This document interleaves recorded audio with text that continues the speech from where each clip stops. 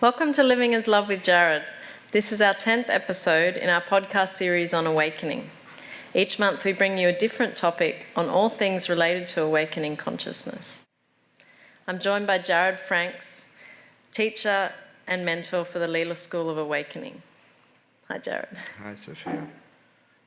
So we're actually in the middle of retreat right now. So we do have a live audience, which is awesome. So I'm going to be getting questions from you guys as we go. And this is the first time we've ever done this interview sitting with each other in the same room. That's right. First time ever. Yeah, that's great. It's awesome. Yeah. Feels very different. Yes. Yeah. So our topic today is family. Why they trigger us and how to be free from such deeply rooted entanglements. Yes. Yeah, so it's a fairly juicy topic. I just want to take a moment to kind of honour the intimacy of that. For me, it feels very intimate and tender, this topic. Yes. And it's almost like a family for me seems a little bit like something that I keep in a box, and it's like, that's family, and it's labelled family. Yes. And when you open that box, what comes out? All sorts of things. All sorts of things. Yeah, maybe that's a good start, because that's a place where it starts to fester things that really aren't necessarily true but are part of the entanglement with family. The sense of playing a certain role and the history of what my parents did or didn't do when I was young. And so then we put it in a box, and that box is filled with shame and anger and sadness and fear, and that becomes the entanglement. And it's my sense that family is where our ego is created, is built and reinforced. So could you, I'm not sure if that's something you agree with, but could you kind of explain to us how the ego, how our sense of self and identity is kind of born of the family? Well, I think it's born of the family by the fact that the family are the ones that's there when you're young and when it's formed. And so if you don't have a family, it'll still get formed some way or another. And so usually it comes out of, first you get a name. And so you hear this name, Sophia, Sophia. And at some point, in the beginning, it's just sounds. And at some point, that name Sophia then gets associated with me. And then you get Sophia, you're such a good girl, or Sophia, you're such a bad girl. And that becomes the beginning of the formation of the identity that we have in our head. And so then your name gets associated with me. And that's good or it's bad, depending on your family. And so you're by the sheer fact that they are your primary caregivers, your ego gets developed usually in association with your parents and with your family to start with. And so on the path of self-realization, or when we come to that, we have an awakening, does that, in your own experience, what's your relationship with your family, and has that changed through your awakening? It changed entirely. I always had this entanglement with my family. I always had a very tumultuous relationship. My parents used to say, Jared, you fight with Micah, you fight with Gubby, you fight with Dina. What's the thing in common? And so I fought with everybody, and really out of a desire to be loved and to be wanted and to be seen. And I always felt that I wasn't getting that. So the way that my particular egoic mind and egoic fixation arose was that I felt needy for love, and I was looking for attention. I was looking for presence. I was looking for my parents to sit down with me and look at me in the eyes and say, Jared, how are you going? And they never did that. They always saw me as their son, and they saw me through the lens of their own projection of what they needed, and they had children for their own reasons. And so that set it up for me not getting what I needed. And in that set up a kind of negative relationship with my parents that was then, underlying that was this bond with my family that I couldn't deny. So, why didn't I just leave? Why didn't I just walk away? Because there were these invisible forces that I just, even though I could say I hated my parents, I still loved them. And so that's the entanglement. It's like I kept going back for more, even though I felt I wasn't getting what I wanted. When I met my teacher, I really discovered what I'd been looking for in my parents, I discovered in my teacher. He literally sat with me, looked at me in the eyes just like this, and said, "What do you want?" And in that moment, I think nobody had ever asked me what I wanted. Everybody was giving me advice. Everybody was telling me why I should do what I should do. But nobody had just simply asked me what I wanted. And then I recognized what I wanted was love. What I wanted was peace and freedom. And my teacher pointed me back into myself to discover that I couldn't get love, peace, or freedom from outside myself.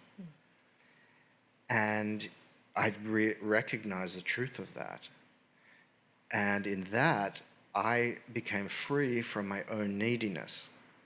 And in becoming free from my own neediness, I went back into the family in a completely fresh and new way, where I didn't need them to love me. I didn't need them to give me presents. And in fact, I gave them everything that I needed. I gave them my presence.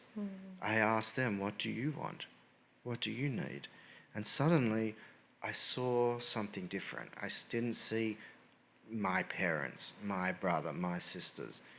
I saw consciousness playing. I saw life playing in their unique forms, trying their best to get love. And I just suddenly saw, oh my God, my parents are terrified.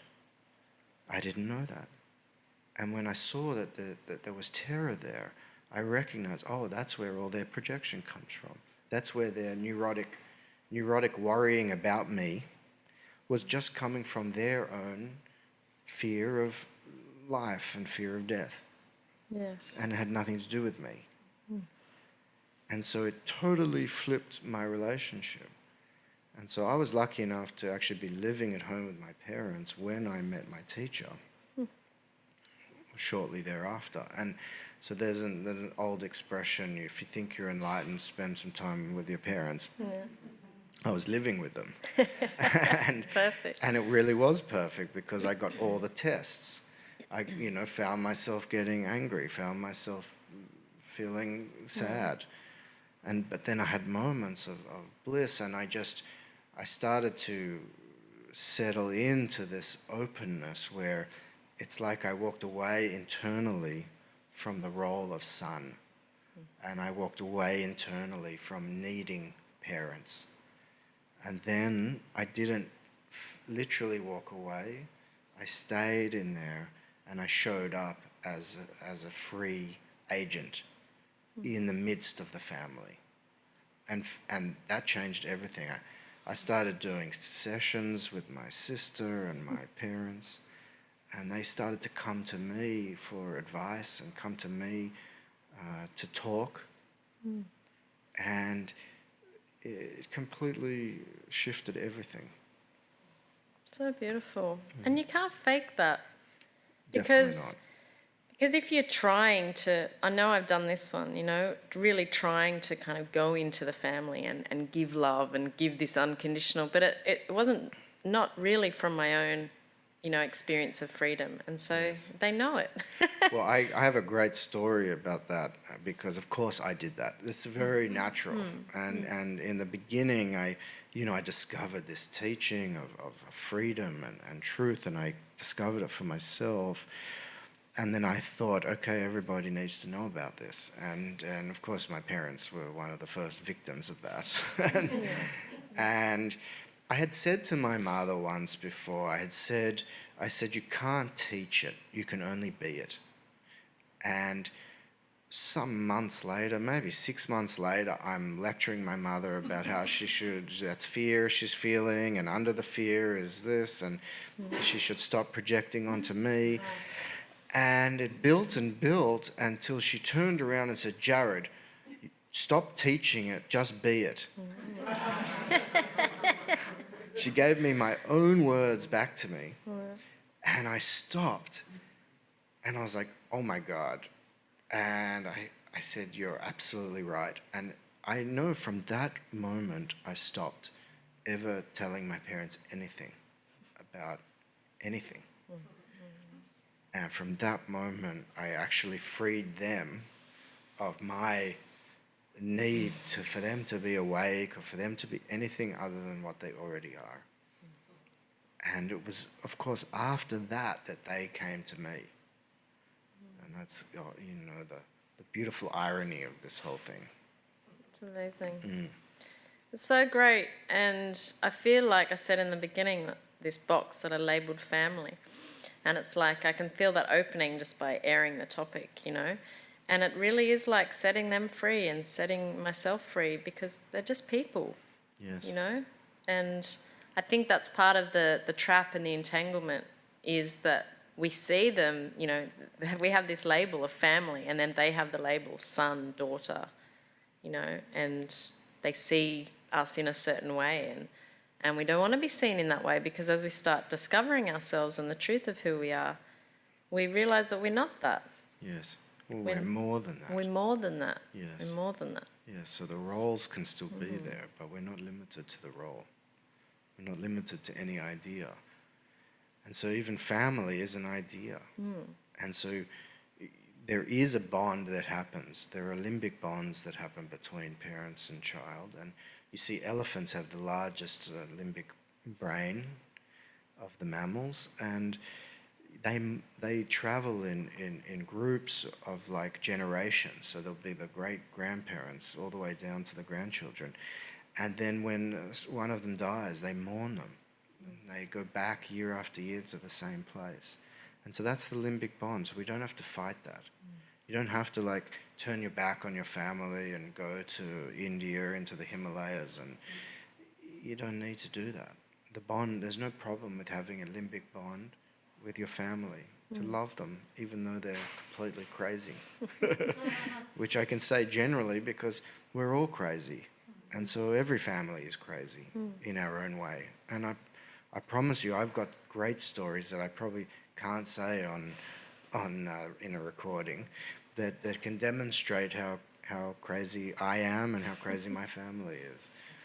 And that's all actually makes it more fun. And so... Well, it's something I want to ask you because I know you speak with you have clients from all over the world and your role as a therapist. And is there any such thing as a normal or healthy family in your experience? Not normal. And healthy, I think, is a relative term, and I do think that there is a scale there.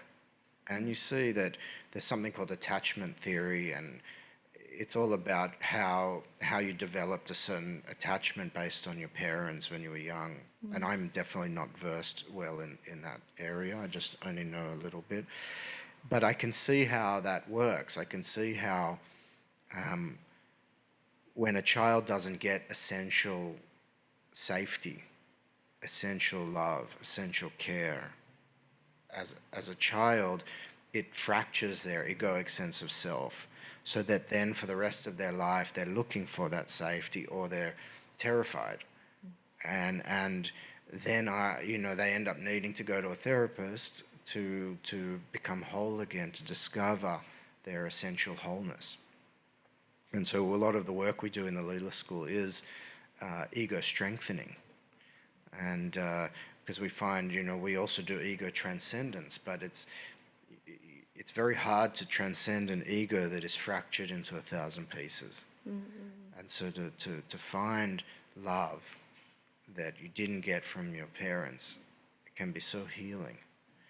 And when your ego sense of self is healed in such a way that it feels whole and it feels stable and it feels loved and it feels confident and competent, then there's the possibility to say, okay, what's beyond my egoic sense of self? What's beyond the story that I have of myself?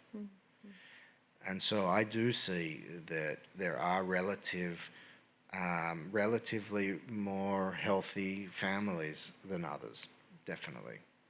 Yeah, and does that then...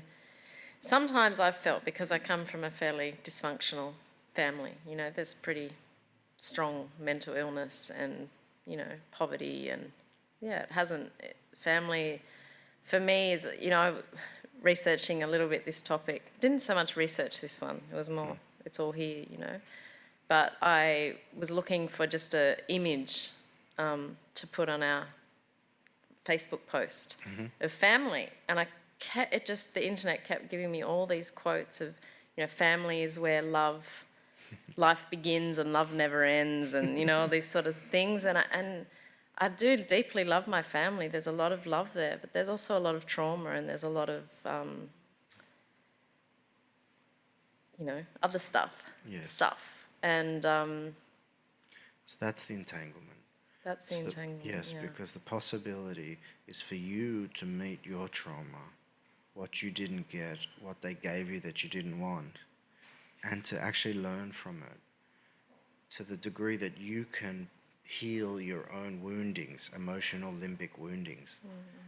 You don't have to forgive them, but you can be at peace with it. You can recognize they couldn't help it. You can recognize that was their own ignorance.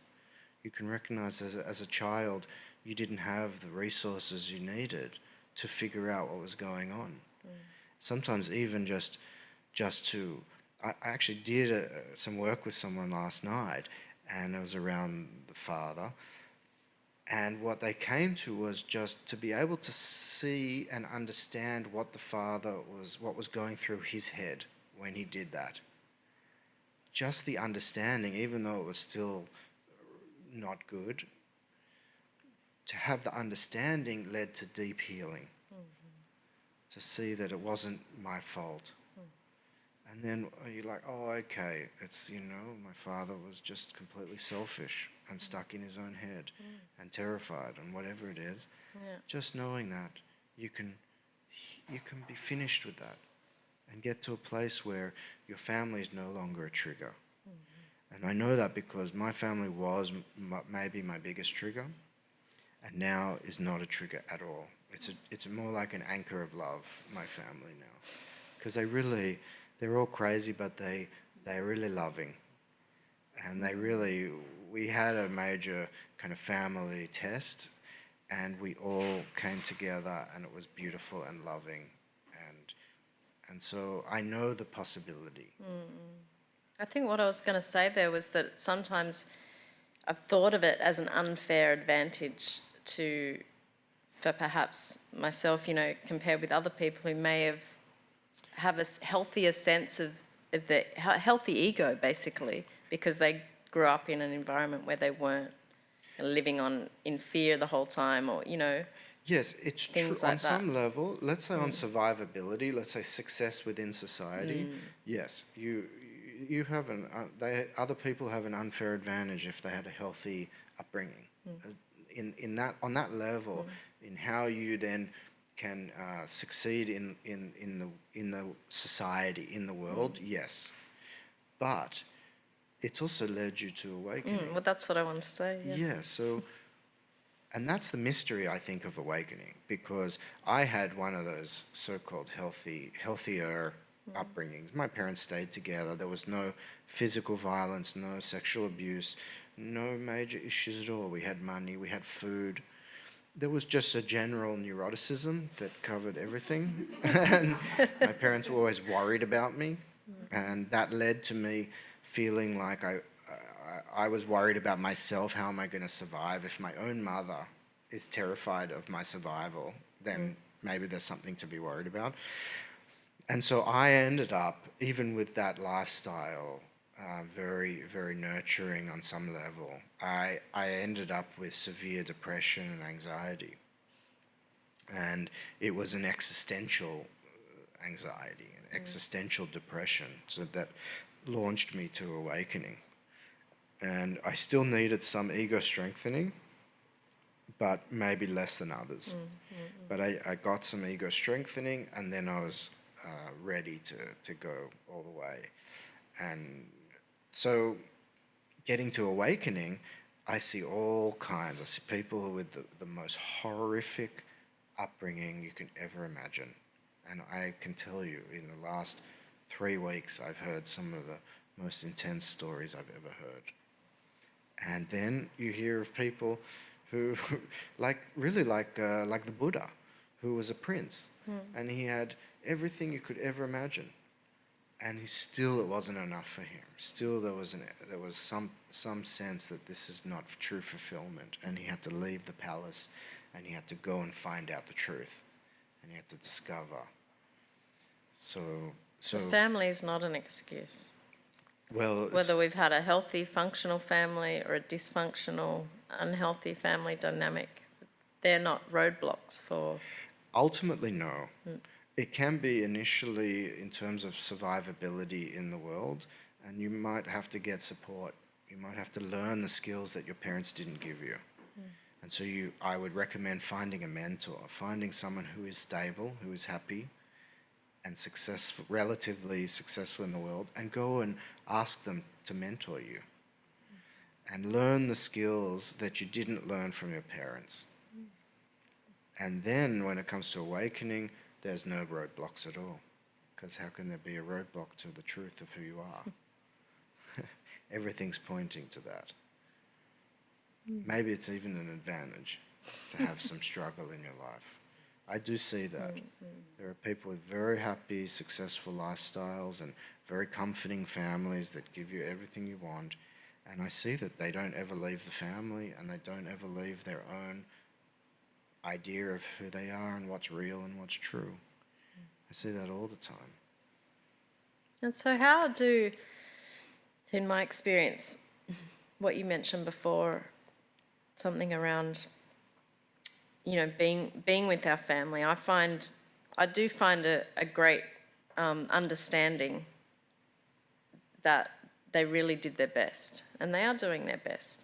But within my family, there's a lot of, not everybody sees it that way, and I find that really difficult to deal with, because I almost want to tell, my siblings that really mum and dad did their best, but they're still holding on to a lot of that pain. And so how to really be with that, or to really... Well, to me, that's what it's like with the whole world. The whole world is suffering. And there's nothing you can do but surrender. And for you to be it and not teach it. So you be empty and open and free. And then if they want it, they'll come to you. If they can taste it in you, they might say, hey, well, what's going on with you? And if they don't, so be it. Yeah, that's really the point there, right there for me. There's, something around. Yeah, there's some way that you want to. I want them to not be suffering. Yeah, so that they can, so that you can stop suffering. Yeah, so that I don't have to worry about them. Are they all okay? That's called projection. Okay. That's called projection. That's. Yes, I see that. Yes. Yeah, and in a sense, could you say that family is a projection? Well, you project onto them, yes. Or I could say that my family is a projection. It's and like I create this thing. Yes, if you stop projecting, then your real family shows up. And that's everything, from the crazy to the innocent. I'm debating whether to say this on camera, but I had an experience with my extended family. It was like 35 people sitting at a table, and we were having family dinner. And something happened, and I looked up, and I didn't recognize anybody at the table, but what I saw were animals, and everyone was eating. It looked to me like we were all pigs at the trough, and that none of us knew each other, but we were pretending that we did because everybody's terrified. And it was a shocking moment. And it was like strange animals eating to survive and having this social connection that is manufactured and imagined in order to not feel the terror of being alone and the terror of death. Yes. But what that led to was I then looked around with new eyes, and there was an innocence to all of that. All the entanglement dropped, and suddenly there was no entanglement. I had no judgment. I had no negativity, no needing, no story. And then I could just show up in my family as another animal. It was very freeing. And I imagine compassion would arise. Yes. Compassion arises in that. Absolutely. Yeah. Naturally. Well, I'm going to take advantage of this awesome live audience we have. I'm just wondering if anyone has a question that they want to ask or bring, an experience even. Hi, Tanya. So I've got my mother with me at the moment, which has been perfect timing during the retreat. And I'm very aware of how I've not disconnected from my children as they're adults now, but there's been a point in my awakening where I've sort of let them go, and we sort of coexist together in this beautiful environment now. And then all of a sudden, Mum's popped in. And it's really interesting to witness what's going on in me when I'm interacting and seeing her suffering. And I can see over my life where it's been role reversal, and now it's back this way, and it's very in my face of this entanglement, and that's my mother, and I'm her daughter, and what I guess my question is releasing my mother in love. I can do it, but I can see her hooking me, like laying so many trips, because I'm witness in my experience. Like, I know that she knows I'm okay, and there's been so much, like you, Sophia, a lot of trauma and a lot of unfinished business, and I can see that there's it's like she's grieving. It's like a grief experience that's going on. And it's funny to watch the dance of the kids, because they've all sort of gone to Nan, and they're doing what my mother's picked up my role while she's in the house, but the old role of me. And there's this really like choking, and there's dobbing all of a sudden. It's like the whole dynamic has changed just by putting Nan in the house. Yes. And I'm really, really aware of it, because I'm witnessing it from another perspective. Yes. And I can see, look, I had my entanglement with my brother who died. I labelled him this perpetrator in my world. And I see that he was just such a beautiful space for everything to show up on untangling. I got to pull, because all the family went their way, and Barry and we took the kids this way. So we have no other family, biological family, other than my mother that comes into our space. So my question is, how do I sit back and unhook from my mum? Because it's her, I feel like she's grappling at me. This is the beginning. Firstly, to recognise it's not her. If there's nothing to grapple, then the grappling can happen, and it doesn't touch anything. So then you see, what is it what is she grappling onto? And it's what is it in you that is being hooked? Yeah, I see it. It's I'm not willing to witness her suffering. That's right. And why aren't you willing to witness her suffering? Because I've created a story that I've inflicted a lot of suffering on her. Yes. I blame her. Yes. Previously, not now, but I Yes. have. So what I'm hearing is that if you were to be present for her suffering, you would have to face your own suffering. Yeah, You- definitely.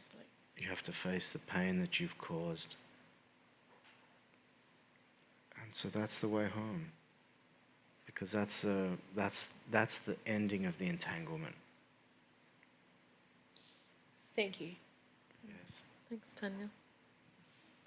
I remember when I got back from my first retreat with Eli, I went straight to my parents and I took them to the park. I sometimes tell this story and I just said, I am so sorry for everything that I did.